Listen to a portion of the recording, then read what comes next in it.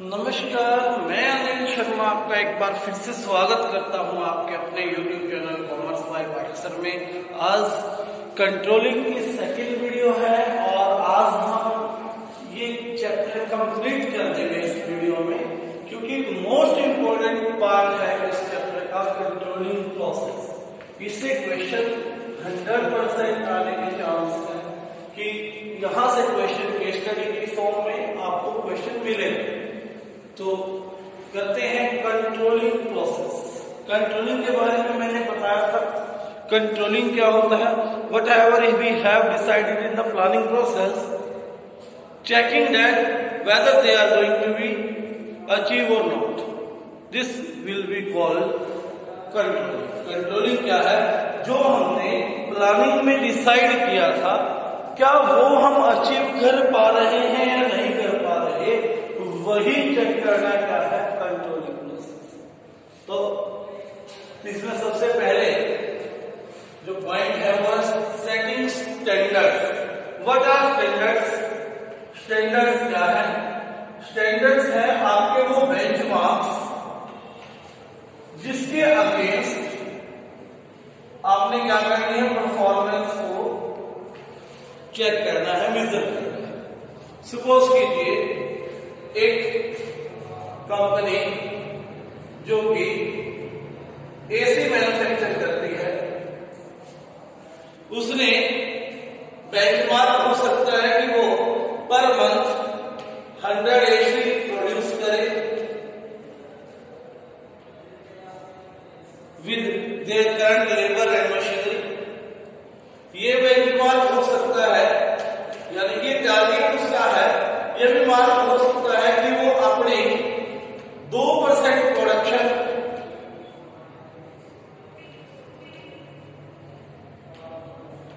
जो है डिफेक्टिव लेकर आए। फिलहाल यदि कंपनी में 5% 7% डिफेक्टिव प्रोडक्ट बनते हैं तो उसे रिड्यूस डाउन टू 2% करना। ठीक है, यह भी बेंचमार्क हो सकता है कि हमें एक रेस्टोरेंट में वेटिंग टाइम 10 मिनट्स का हो, 10 मिनट से ज्यादा किसी कस्टमर को क्या ना करना पड़े, वेट ना करना पड़े। तो ये जो मैंने बताए 100 एसी पर डे अपने प्रोडक्शन को है उसको 2% करना, वेस्टिंग टाइम 10 मिनट्स तक लेकर आना। ये क्या है? छोटे छोटे से बेंचमार्क्स अलग अलग काम। तो ये बेंचमार्क्स वो बेंचमार्क है जिसके आगे हमने एक्चुअल में जो परफॉर्मेंस करनी है उसे मेजर किया जाए। ठीक है, एक टीचर का बेंचमार्क हो सकता है, एक टीचर का स्टैंडर्ड हो सकता है वो अपने स्टूडेंट्स को सबको 60% से अबव लेकर जाना है। ये टीचर के लिए क्या हो सकता है? बेंचमार्क हो सकता है। उन्हें टारगेट रख लिया कि जितने उसकी क्लास में स्टूडेंट है उन्हें 60% अबव लेकर ही जाना है, कोई भी स्टूडेंट हमने फेल नहीं करवाना। तो ये क्या हो गया? बेंचमार्क। ये मैंने डिसाइड किया, ये मेरे स्टैंडर्ड्स है, ये स्टैंडर्ड्स है जो मुझे अचीव करना है। ठीक है बात? तो what are standards? Standards are those benchmarks which we have to be measured against performance. जो परफॉर्मेंस के अगेंस्ट हमें क्या करने हैं, मेजर करने हैं कि हमारी परफॉर्मेंस क्या है और हम स्टैंडर्ड क्या सकते हैं। ठीक है, हो सकता है आपने 100 एसी प्रोड्यूस करने की जो है बेंचमार्क रखी, स्टैंडर्ड रखी, आप प्रोड्यूस कर पाए monthly 90, 98, 95, 97, what ever. Actual performance की बात नहीं हो रही, यहां हो रही है स्टैंडर्ड बेंचमार्क्स। ठीक है, यानी कि वो चीजें जिसके अगेंस्ट आपको अपने एक्चुअल परफॉर्मेंस को मेजर करना है, वो क्या है? आपके स्टैंडर्ड्स। वो क्या है? आपके स्टैंडर्ड्स। उसके बाद second, measurement of actual performance. आपने स्टैंडर्ड सेट कर लिए, अब आपने एक्चुअल परफॉर्मेंस को मेजर करना। एक्चुअल परफॉर्मेंस में हो सकता है सभी स्टूडेंट के 70% मार्क्स आए, हो सकता है कुछ स्टूडेंट 50% भी रह जाए। ये क्या हो गया? जो एक्चुअल परफॉर्मेंस है। वेटिंग टाइम 15 मिनट तक की जा सकता है, या हमने अच्छे स्टैंडर्ड किए तो हम 8 या 7 मिनट में भी कस्टमर को ऑर्डर पहुंचा सकते हैं। प्रोडक्शन 5% अगर पहले डिफेक्टिव थी, अब 4%, 3% तक भी आ सकती है। ठीक है, वो एक्चुअल परफॉर्मेंस जब हम काम करेंगे तब पता लगेगा। 100 एसी की जगह 90 एसी भी बन सकते हैं।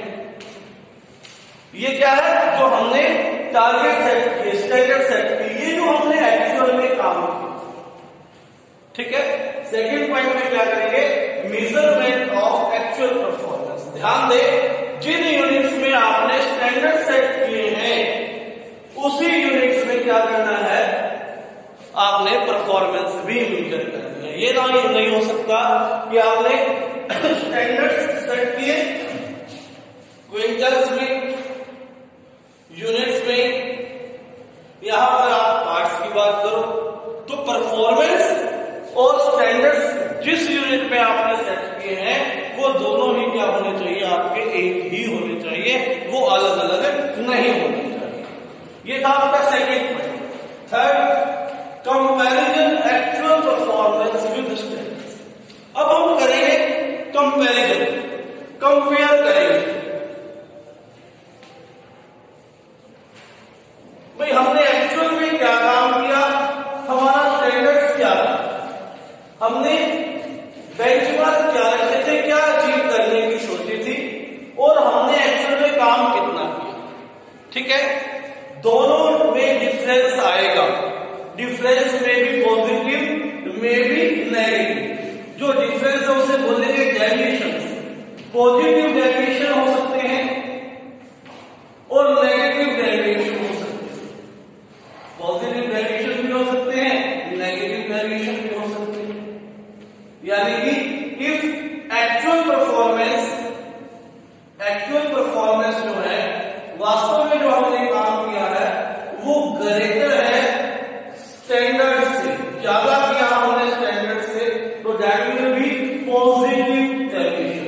मैंने सोचा था 100 यूनिट्स बनाऊंगा ऐसी हर महीने, मैंने बना दिए 105, तो ये क्या हो गया, पॉजिटिव डेविएशन हो गया, मार्क ज्यादा बन गए, प्लस में आ गया डेविएशन।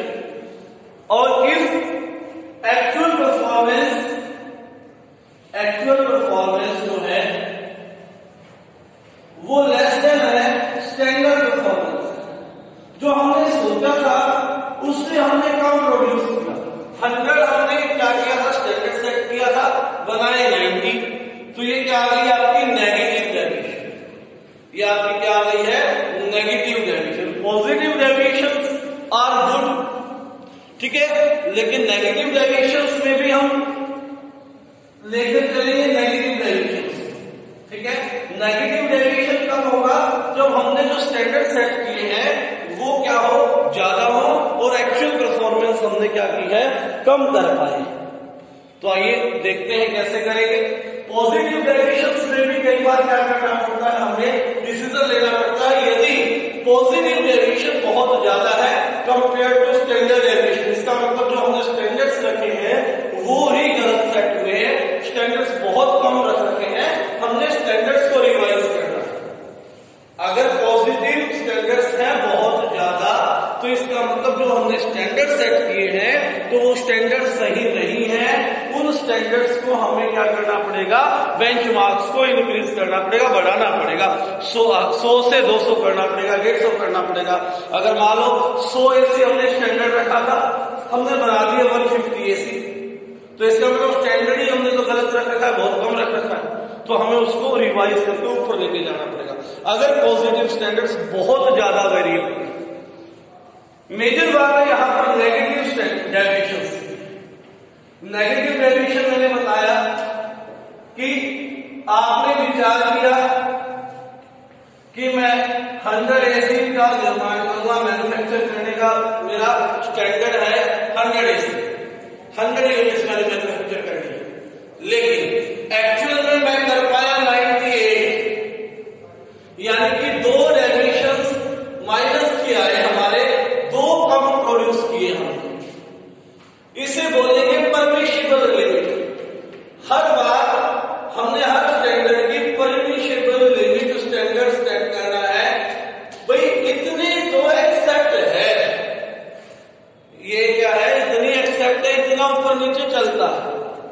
ये एक्सेप्शंस है, कोई बात नहीं, इतना हम एक्सेप्ट कर लेते हैं। इसके लिए हम मैनेजमेंट के नोटिस में ये पॉइंट नहीं डालेंगे, क्योंकि ये हम एक्सेप्ट करते हैं, इतना ऊपर नीचे हो सकता है। यदि आपने सेट किया 100 और प्रोड्यूस हुई 90, तो ये जो है ये एक बड़ी बात है कि आपने 10 स्टैंडर्ड से बहुत कम प्रोडक्शन किया है, ये अननोन परमिशिबल लिमिट है, तो इसे हम मैनेजमेंट की नोटिस में जरूर लेकर आएंगे।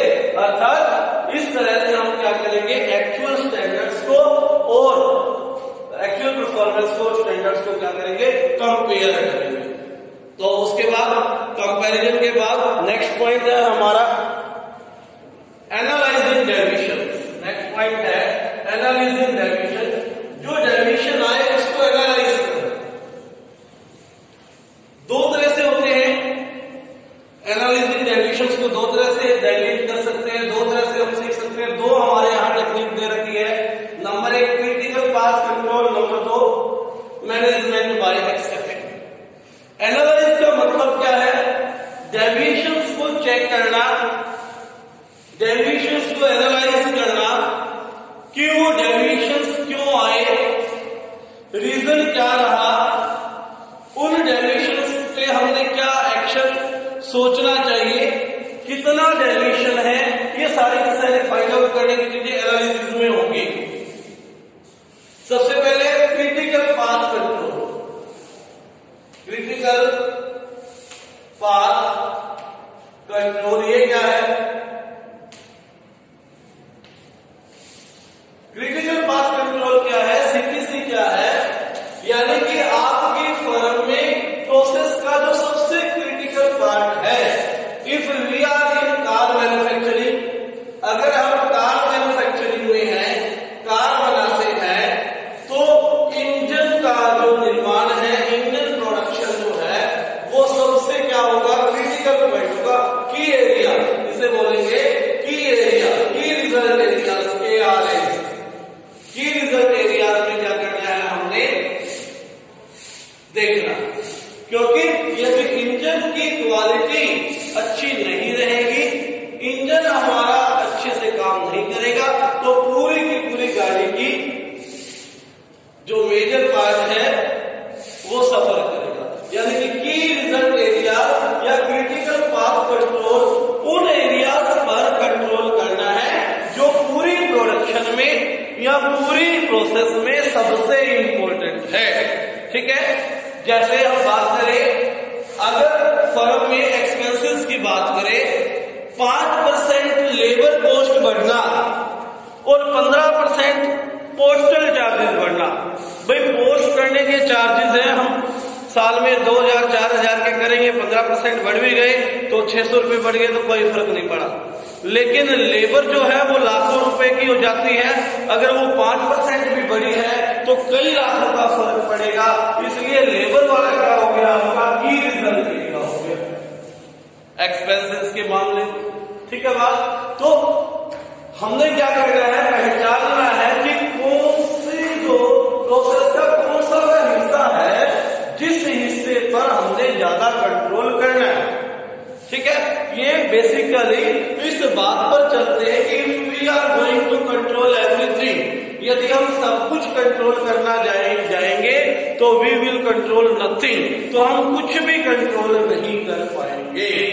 ठीक है, तो इसका मतलब क्या हुआ, हमें मेजर पार्ट्स को क्या करना है, कंट्रोल करना है। तो कंट्रोलिंग में क्रिटिकल पाथ कंट्रोल ये है। दूसरा है management by exception. Management by exception क्या है, मैनेजमेंट बाय एक्सेप्शन में ये है कि आप देखिए कि जो डेविएशंस है वो परमिशिबल लिमिट में है या परमिशिबल लिमिट से बाहर। ठीक है, परमिशिबल लिमिट, जो लिमिट परमिशनेबल है, जो लिमिट एक्सेप्टेबल है, जो रेंज डेविएशन एक्सेप्टेबल है। जैसे कि मैंने बताया था, आपने 100 एसिड बनाने की स्टैंडर्ड सेट किया था, 98 बन गए, दैट इज एक्सेप्टेबल, इतना ऊपर नीचे चलता है। ठीक है, उसे तो मैनेजमेंट की नोटिस में नहीं लाना है, वो नॉर्मल चीज है, कोशिश करो अगली बार अच्छा हो जाए। बट अगर 90 बने हैं, 10 बने हैं, यानी कि अगर प्रॉब्लम ज्यादा है, अगर डिफरेंसेस ज्यादा है, अगर डेविएशंस ज्यादा है, तो आपको वो चीज मैनेजमेंट की नोटिस में लानी होगी, जिसे हम क्या कहेंगे, मैनेजमेंट बाय एक्सेप्शन। इसके लिए विभिन्न टेक्निक्स यूज की जाती है। रेशो अकाउंटिंग का एक चैप्टर भी पढ़ा आपने, रेशो निकाली थी, उसमें रेशो एनालिसिस निकाली जा सकती है। ठीक है, रिस्पॉन्सिबिलिटी सेंटर्स बनाकर, कोस्ट सेंटर्स बनाकर भी क्या किया जा सकता है, यहां पर आप कंट्रोल कर सकते हैं। देन टेकिंग करेक्टिव एक्शन, आपको पता लग गया भाई आपके डायरेक्शंस हैं, कहां पर प्रॉब्लम है ये फाइंड आउट करना, प्रॉब्लम कहां है ये पता लग गया, उसका रीजन फाइंड आउट करेंगे कि क्या रीजन है इस प्रॉब्लम का। सपोज करो डिफेक्टिव प्रोडक्ट ज्यादा बन रहा है, तो हमने देखा कारण निकल के आया कि रॉ मटेरियल जो है वो खराब क्वालिटी का है, तो करेक्टिव एक्शन क्या होगा, रॉ मटेरियल को अच्छी क्वालिटी का खरीदेंगे। या हमने प्रोडक्शन कर रहे हैं, प्रोडक्शन में जो क्वालिटी है वो अच्छी नहीं थी, एनालाइज किया, फाइंड आउट किया, रीजन पता लगा कि जो हमारी टेक्नोलॉजी है वो बड़ी पुरानी है, मार्केट में नई टेक्नोलॉजी आ गई है, उसके अकॉर्डिंग हमारी क्वालिटी मार्केट की क्वालिटी से पिछड़ रही है, तो उसका रिजल्ट क्या होगा, उसका करेक्टिव एक्शन होगा कि हमें क्या करना पड़ेगा, टेक्नोलॉजी में चेंज लाना पड़ेगा, नई टेक्नोलॉजी लानी पड़ेगी। तो इस तरह से क्या करेंगे, करेक्टिव एक्शन लेंगे। तो ये था आपका कंट्रोलिंग प्रोसेस इन शॉर्ट। तो उम्मीद करता हूं आपको समझ में आ गया होगा, आप डिटेल में बुक में भी पढ़ लेंगे इसको, फिर भी कोई प्रॉब्लम है तो डिस्कस कर लेंगे व्हाट्सएप पे। धन्यवाद, आज के लिए इतना ही।